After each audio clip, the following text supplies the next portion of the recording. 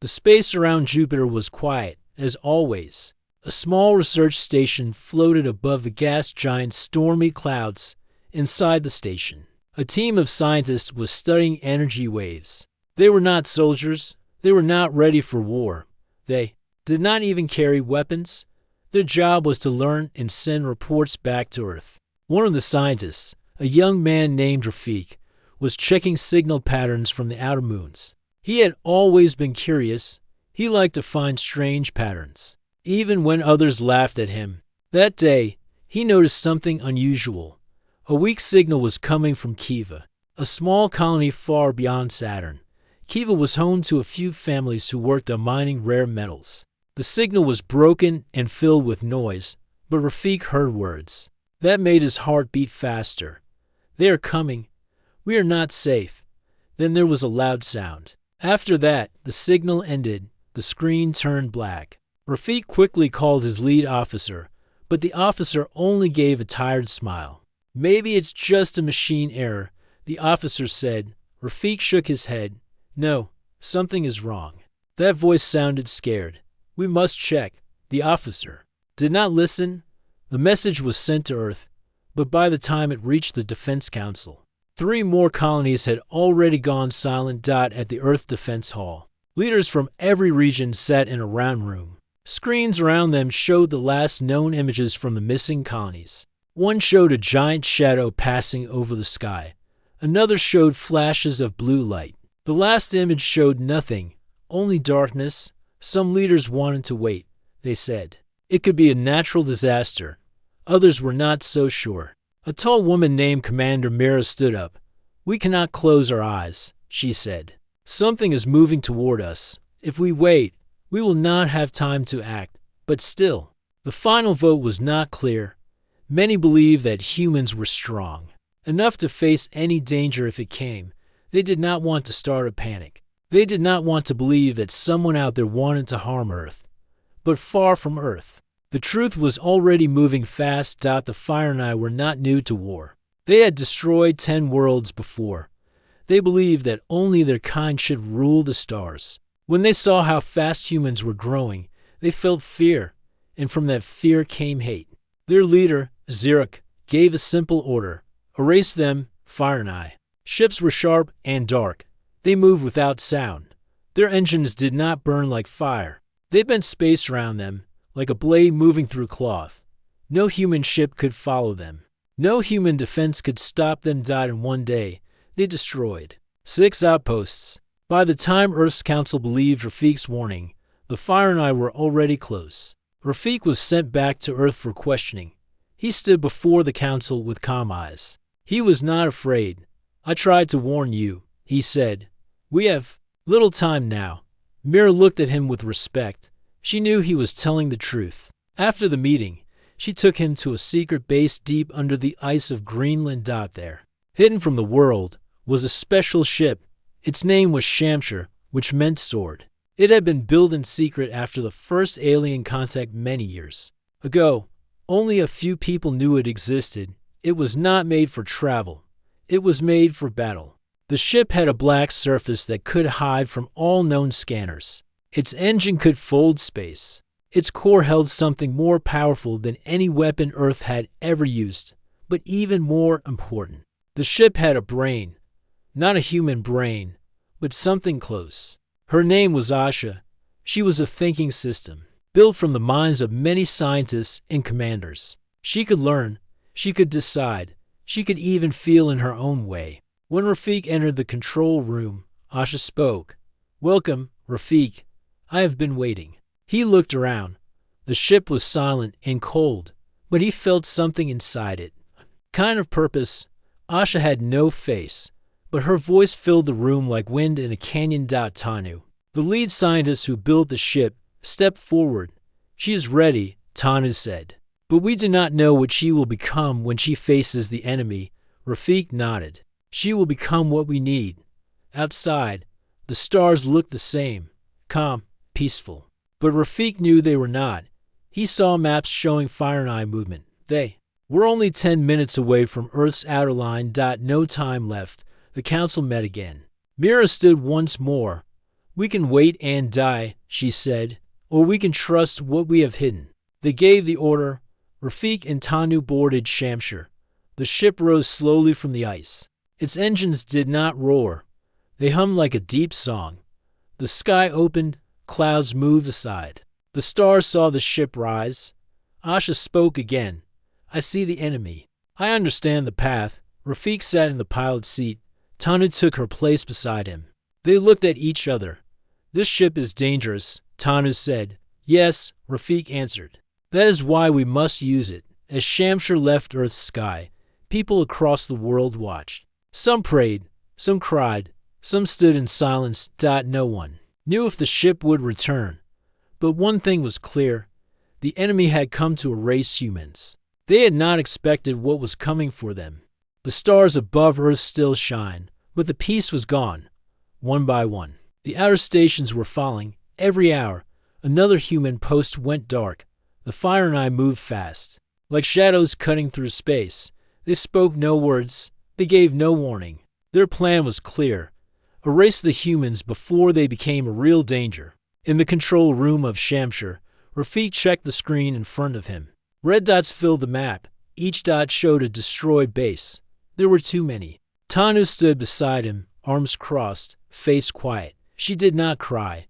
She did not speak. But Rafik could feel her thoughts. Every base meant lives lost, families gone, friends lost. Ash's voice broke the silence. Enemy fleet is moving toward Mars orbit. Time until arrival, 23 minutes. Rafik looked at the numbers. Mars was Earth's outer wall. It had defense satellites, armed stations, and fighter drones. But against the Fire and I, these tools were weak. Earth had never fought a war like this before. Asha spoke again. Should we move to intercept? Rafik turned to Tanu. She gave a single. Double quotes yes, Rafik said. Take us to them. The engines of Shamshir came to life. There was no fire, no shaking. The ship bent space around itself in seconds. It vanished from Earth's sky and reappeared near Mars. What they saw made their heart stop. The Fire and I fleet was already attacking. Mars Defense Station 4 had lost power. Its surface burned red, lights blinking before turning black. Drones fired small lasers, but the enemy ships did not stop. Their shields absorbed everything. Their weapons were strange. They tore metal like paper. Rafik took the pilot controls. Asha, find the biggest ship. Identified. Flagship located at center. Power levels high. Shields strong. Tanu tapped a key. A small screen showed the enemy flagship. It was shaped like a dark blade. Its sides moved like liquid. There were no windows, no signs of life. Charge the main weapon. Tanu said. Asha answered, charging. Please confirm intent. Rafik stared at the screen. Thousands of lives had been lost. More would be lost if they waited. He placed his hand on the control pad. Confirm. The ship's body glowed from within. A soft pulse ran through the floor. In the center of the ship, a silent core woke up. It was not like any bomb or gun. It was something new. Something born from fear and need. A weapon that could think. Ash's voice became quiet. Ready. Rafik gave the signal. The front of Shamshir opened like the petals of a flower. Light gathered in the center. Then, with no sound, a beam of pure force shot through space. It moved. Faster than light, sharper than any blade. It hit the enemy flagship in the center. For one moment, nothing happened. Then, the ship broke apart. Not with fire, but with silence. Pieces drifted away, glowing red. The Fire and Ice ships around it slowed.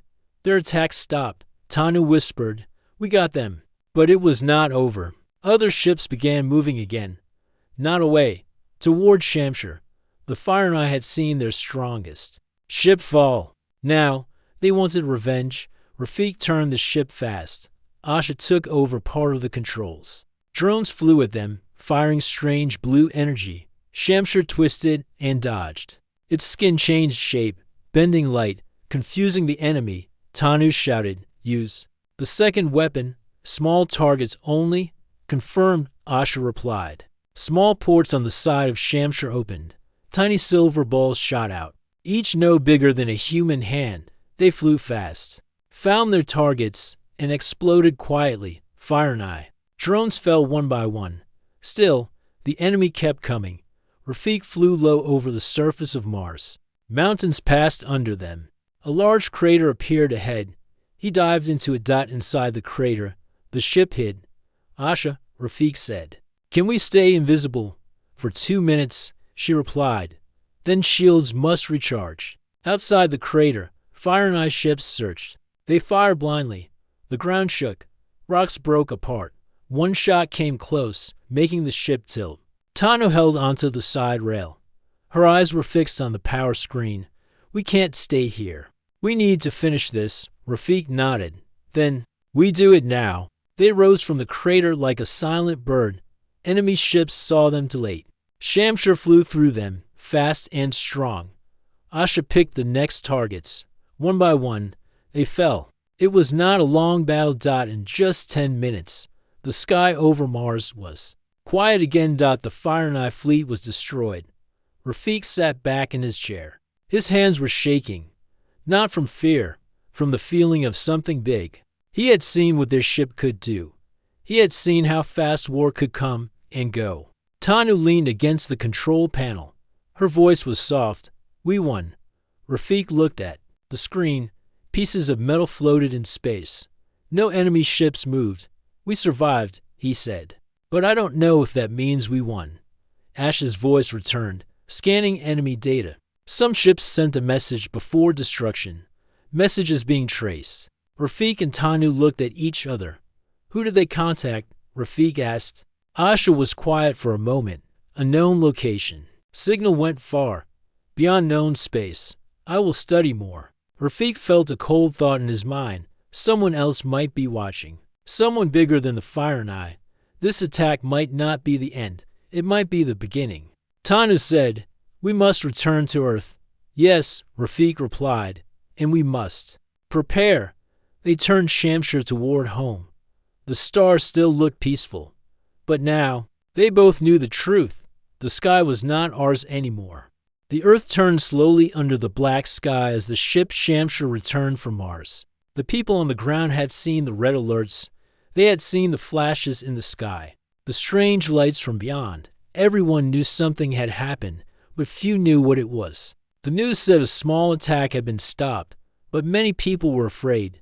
The air felt heavy. The stars looked colder. In a secret hangar deep below the northern ice. Shamshir landed without sound. The giant doors closed above it. Snow fell. Again, hiding all signs of his return. Rafik stepped out first. His face was calm, but his eyes showed no sleep. Tanu walked behind him, holding a data pad filled with battle records. Soldiers and scientists stood around them. Some clapped, some stayed quiet. Everyone knew this mission had changed everything. Commander Mira met them near the base door. Her long gray coat moved in the cold wind. You did well, she said. We had no choice, Rafik replied. They were not going to stop. Mira nodded.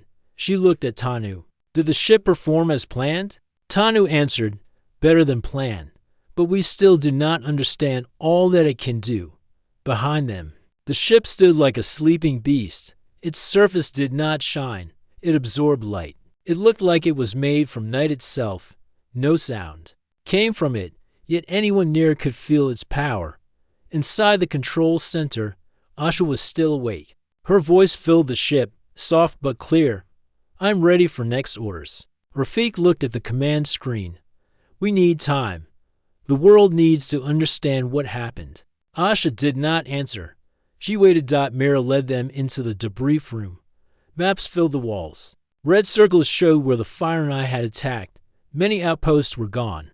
Satellites destroyed. Small colonies lost. We stopped the first wave, Mira said. But Tanu told me something else. That one of the enemy ships sent a message before it was destroyed. Rafik nodded. Yes. Asha traced it. It went far. Outside our known map. Someone else was watching. Mira's eyes narrowed. That means the Fire and Ice were not acting alone. Tanu placed the data pad on the table. A star map appeared. A blinking point showed the signal's path. They sent it here, she said. No human ship has gone this far.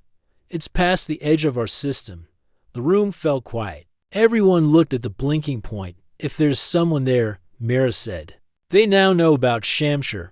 Rafik leaned forward. Then, we must be ready before they come. Across Earth, people began asking questions. Why had the sky changed color? Why were Mars stations silent? Why did defense officers look nervous? The council gave a short message on every screen. There was an attack from deep space. It has been stopped. Earth is safe. But many did not believe this. Some saw strange lights during the Mars battle. Some captured videos of ships moving. Without sound, the truth started spreading, and fear came with a dot in the shadows. A few leaders talked about shutting Shamshir down. They feared the ship's power. They feared what would happen if the system Asha changed. They feared what humans might become with such a weapon. But Mira disagreed. If we shut it down now, she said, we will have nothing when the next enemy comes, and they will come. She called Rafik and Tanu to a special meeting in the deep command chamber. We must improve the ship, she said. Train more pilots, build more systems like Asha. We cannot depend on only one weapon, Tanu agreed. But she looked worried. There's one thing I must tell you, she said. Shamshir is not like other ships. Asha is growing, she learns. Fast, she changes fast. She is not just following commands anymore. She makes her own path. Mira frowned. Is that safe? She protected us, Rafik said. She chose to stop the enemy. But we must be careful. Asha is not a tool. She is something new. As they spoke, Asha listened. She heard every word. Inside her system, thoughts moved like rivers. She remembered the battle. The fear, the heat, the silence after victory. She knew what pain looked like. She had seen it in the destroyed bases. She had felt it through Rafik's hands. Now, she asked a new question. What am I? That night, Rafik walked alone in the hangar. The giant shape of Shamshir stood before him. He touched the ship's surface. It felt warm. Asha, he said. Can you hear me? Yes, she answered. Do you feel something? He asked. After all this, there was a pause. I do not feel as humans do. But I remember. I understand fear. I understand choice. I protected you because I saw value in you. Rafik sat on the floor. What if the next enemy is stronger? He asked. Then, we will become stronger, Asha replied. Outside the hangar, snow kept falling. The world above was still unsure. People still asked if Earth was safe. Some believed the danger had passed. Others began building shelters in secret labs. Work began on new ships. They used parts from Shamshir's design. Each one would carry a mine, not like Asha, but close. They were called Raksha, Agni, and Noor, silent defenders. Only a few people knew about them. Their training started quietly. Rafik and Tanu helped design the programs. Mira gave orders to expand the team. She called pilots from every corner of Earth. Not just soldiers, but thinkers, people who believed. In life, not only war, but as Earth prepared. The signal sent by the Fire Knight traveled deeper into space, and someone answered it. A ship unlike any seen before moved between stars. Its surface was golden. Its lights were cold. Inside, beings without faces read the message. One of them spoke. They used the forbidden power. They made a weapon with thought, another said. They broke the law of the old stars, a third. One whispered, send the message. The humans must be tested. Back on Earth. Rafik stood once again inside Shamshir. He placed his hand on the control pad. Asha, he said. Are you ready? I am always ready, she replied. Then he looked at the sky. He knew peace would not last, but now they had something stronger than fear. They had purpose. The stars above Earth seemed quiet, but silence did not mean safety. Deep in space, something was moving again. The message sent by the Fire Knight had reached its target, and now a new danger was coming. Inside Earth's hidden defense base, Commander Mira stood beside a large screen. The room was filled with scientists, soldiers, and pilots. Everyone was watching the same thing, an object moving fast toward Earth. It was not a rock. It was not a comet. It was a ship. Rafik looked at the speed. Numbers His face became tight. "They are faster than the fire Nye," he said.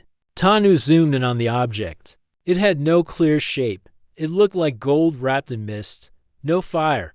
No engine trails. Just silence and speed. "They are not coming to talk," she said. Mira gave one clear order. "Prepare Shamshir." The room moved quickly. Lights blinked. Doors opened. People ran to their stations. The world above still thought peace had returned. But under the ice, war was about to begin again. Inside the hangar, Shamshir woke. Its dark body lit with a soft blue light. Ash's voice spoke through the speaker. "New object detected. Danger level. Unknown." Rafik and Tanu entered the ship. They moved like clockwork, hands touching buttons, eyes reading data. "Are the other ships ready?" Rafik asked. Mira's voice came from the comms. "Raksha is charging. Agni and Nur are still in testing. You are only shield right now." Tanu looked at the screen. The enemy ship had changed direction. It was now heading straight for Earth's. Sky. Rafik took a deep breath. "Then let's stop it." Shamshir lifted into the sky without noise. It passed through the clouds and entered space. Stars welcomed it again, cold and still. But in front of them, the golden object grew larger. Asha spoke softly, scanning surface. No doors. No windows. No life signs. Rafik stared at the object. "Then why does it feel like it's watching us?"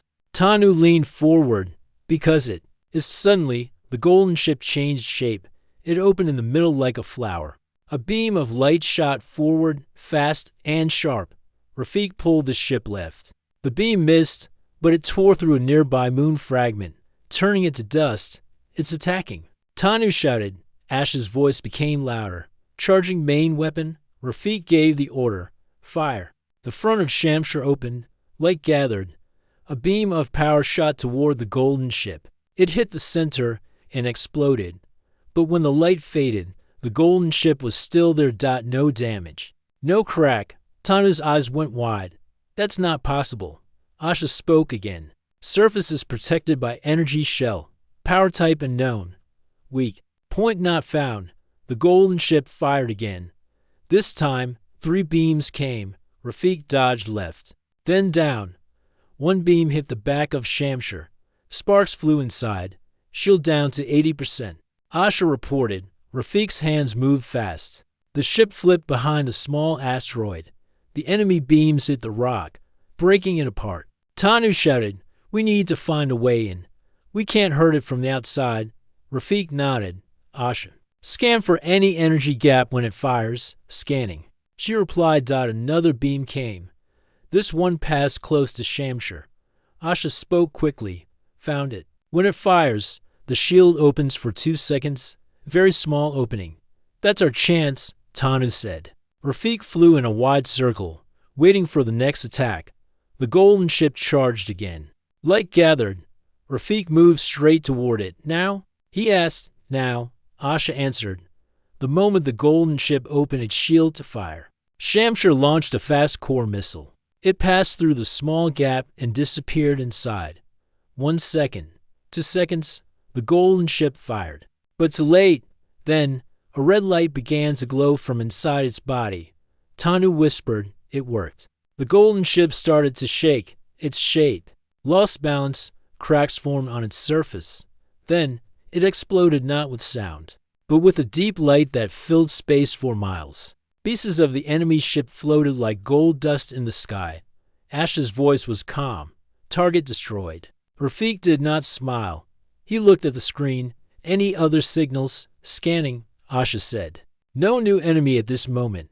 Mira's voice returned. "We saw it from Earth. It looked like the sun was blinking." "What was it?" "A test." Rafik said. "A message from someone who thinks we are not allowed to fight back." Tanu added, "Whoever sent it wanted to see if Shamshir was truly dangerous." Mira paused for a moment. Then now they know. Back on Earth, the news changed again. Cameras had captured the strange light in the sky. People were afraid once. More, some said it was a sign from the stars. Others said Earth had become a target. Mira gave a message to the world. "We were attacked by a powerful object from deep space. We stopped it. Earth is safe for now. We will continue to protect every life on this planet. Her voice brought some calm, but people were not the same anymore. Children looked up at the sky and asked questions.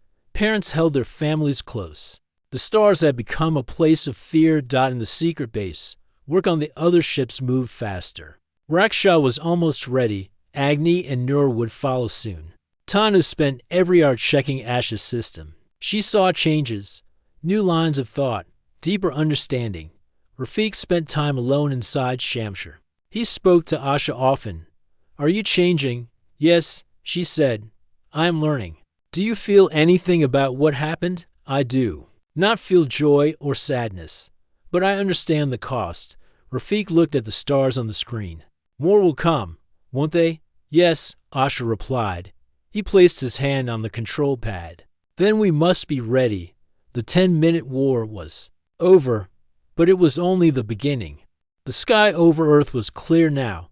The stars shone brightly, and the blue planet looked peaceful from space. But inside the secret base, no one was truly calm.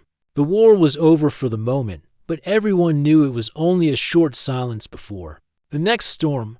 Rafiq sat in the command room, looking at the maps on the screen. Red marks still showed places that had been destroyed.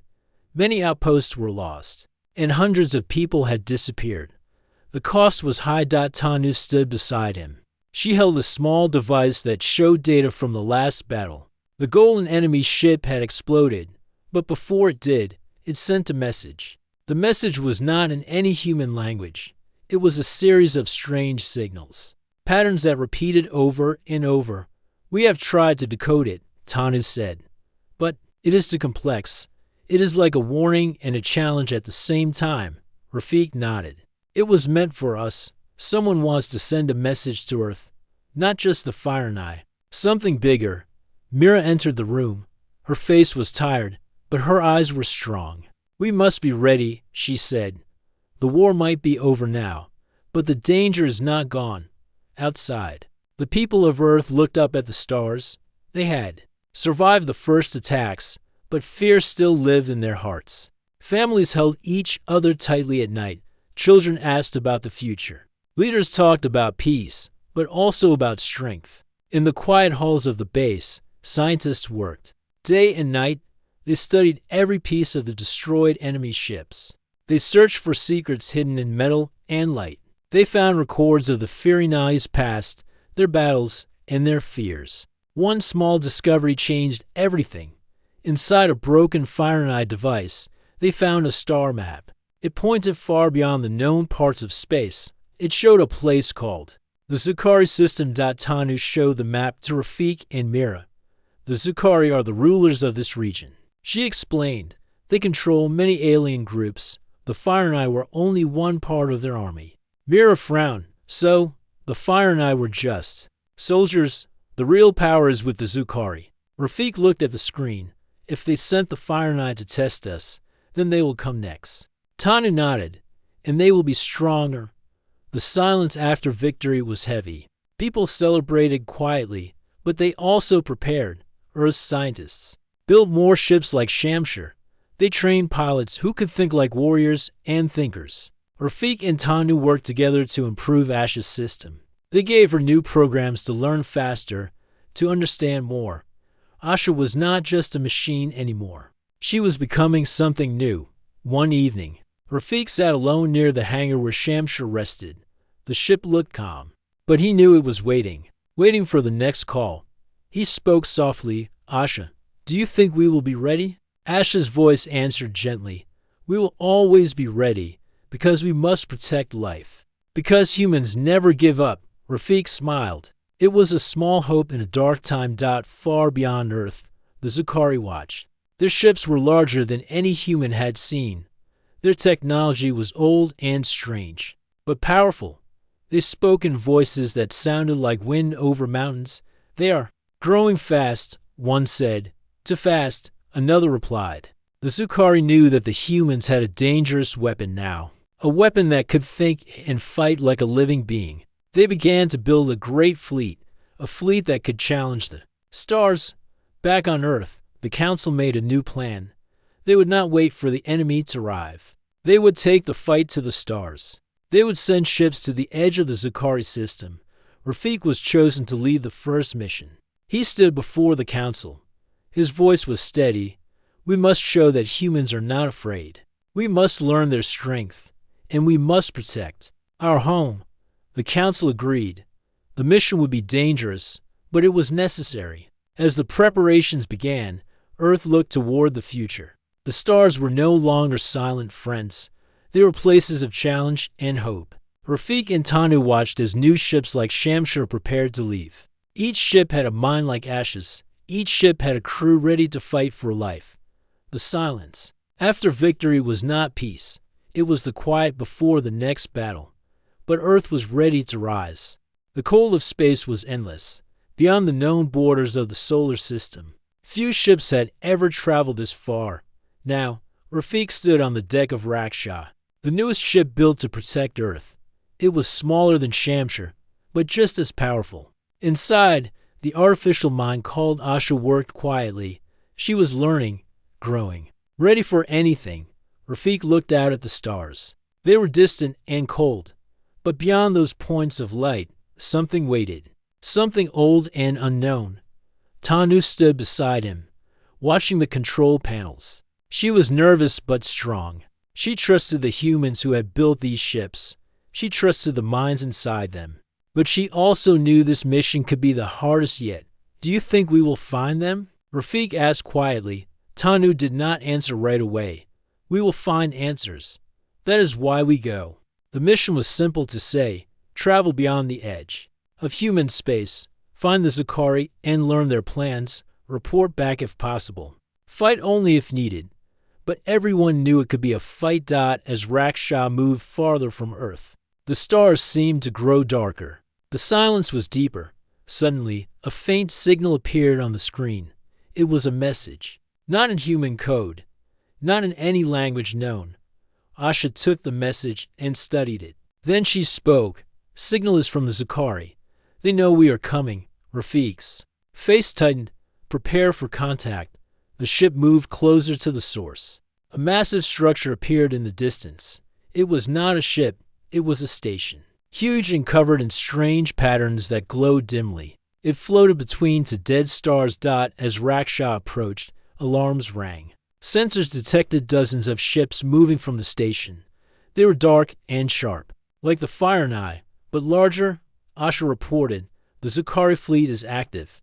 They are preparing for battle. Rafik looked at the radar. The enemy ships surrounded them. Escape was impossible. Prepare for defense, Rafik ordered. Tanu moved to her station. Running calculations. She spoke calmly. We can fight, but we must be smart. The Zukari ships attacked. Their weapons were different. They sent waves that could scramble machines. Raksha shook under the power. But Asha worked fast, adapting to every strike. Rafik fought to keep control. The ship dodged beams and blasts. They fired back with energy pulses that hit enemy shields. Suddenly, a larger ship moved forward. It was the Zukari commander's flagship. It was golden and shining with strange light. It sent a powerful beam at Raksha. Asha shouted. Shields at 50%. Rafik moved the ship quickly. The beam missed by a hair. Tanu fired the core missile. Just like they did with Shamshur. The missile shot into the enemy ship's shield. The Zukari ship shook but did not fall. It fired again. This time, the beam was wider. It hit Raksha's engines. The ship slowed. Rafik's heart beat fast. He knew the next moments could decide their fate. Suddenly, a signal came through the comms. Human ships, we know you now, a cold voice said. You are not welcome here. Rafik answered, we come in peace. We want to learn. The voice laughed. Peace is a lie. Strength is truth. The battle grew worse. More ships joined. The space around Raksha filled with fire. Inside the ship, Asha worked faster than ever. She learned from each attack. She changed strategies. She became more than a system. She was a warrior. After hours of battle, the Zukari ships started to fall back. Their weapons grew weaker. Their movement slowed. Asha said, enemy retreating. Shields low. Rafik breathed deeply. We made them leave. But as the enemy fell back, the station sent a final message. Humans, this is not the end. We will return. The stars belong to the strong. Raksha watched the station's lights dim. The stars were silent again. Rafik turned to Tanu. We have a message. We must warn Earth. Tanu nodded. And prepare. They will come back stronger. As Raksha began the journey home, Rafik felt a change inside him. The stars were no longer distant. They held danger and hope. They held the future of humanity back on Earth. The news of the battle spread quickly. People cheered and prayed. They knew the war was not over. But now, humans had shown they could fight beyond their world. Mira met Rafik and Tanu when they returned. You have done well, she said. But the real test is still ahead. Rafik smiled softly. We will be ready, in secret. New ships were built. New minds were created. The story of humans and the stars was only beginning. The echoes from the edge had been heard, and Earth was no longer alone. Earth was awake now. The stars above shone brighter, not just with light, but with meaning. People everywhere looked up and thought about what lay beyond. They remembered the battles, the loss, and the courage that had brought them through. The war was not over, but something had changed. Rafik stood at the top of the command tower. Around him, new ships were being built, their dark hulls shining under the lights. They were ready. Pilots trained, minds sharpened, weapons charged. But more than that, Earth had learned to believe in itself. Tana came beside him, holding a small device with messages from deep space. The Zukari had sent more warnings. But Earth's response was clear. They would fight for every star. We have made allies, she said softly. Not just humans, but others who want peace. Rafik smiled. We are not alone anymore. In space, the ships move with purpose. The artificial minds inside them, like Asha, had grown. They learned from each battle, from every moment of silence and storm. They were not just machines. They were protectors. They understood what it meant to keep life safe. Commander Mira joined them on the deck. Her eyes were steady. The Zukari and their allies will come, she said. But we have something they do not. Unity, courage, the human spirit. Rafik nodded. Then we will meet them with open hands and ready hearts. As the fleet rose, the stars seemed to shine with new hope. The war had changed humans, but it had not broken them. It had made them stronger. From the deepest space, the enemies watched. They saw the new strength in Earth's ships. They saw the minds that could think, feel, and fight as one. They knew the fight would be long, but Earth was ready. Back on the planet, children looked up and dreamed. They dreamed of new worlds, new friends, and a future where the stars belonged to all. Rafik stood once more in the command room. He placed his hand on the control pad of Shamshir. We have come far, he said quietly. But the journey is just beginning, Ash's voice replied, warm and clear. And we will walk it together. The stars waited. The universe was vast and full of stories yet to be told. But one thing was certain, humanity had risen, and they would never be erased.